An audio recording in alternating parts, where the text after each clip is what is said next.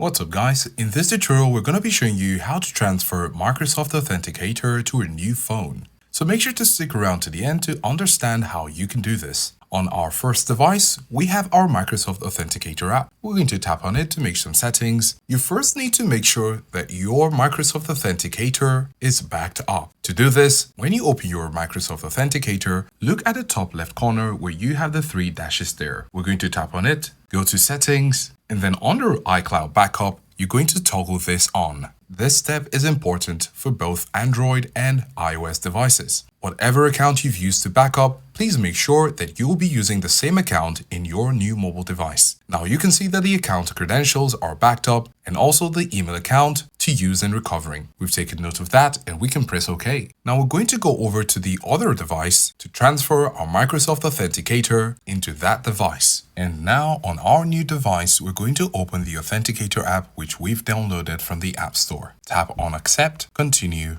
and right here on this page, we're going to tap on Restore from Backup. Tap on Allow, and on this page, you will get to pick the same email address which you used on the other device, which you would like to transfer into this one. We're going to tap on it, and at this point, you will need to keep the other device handy so you can do your verification from Microsoft. You have the option to send notification. We're going to do just that. And here you have 94. You will need to confirm the same number on your other device. And when the approval is done from the other device, your Microsoft Authenticator would have been transferred into your new phone. As you can see, account successfully recovered. If you'd like to delete your Microsoft account on the other phone, you could do that because now you have transferred your Microsoft Authenticator into this new phone. Let us know if this was helpful, and thanks for watching.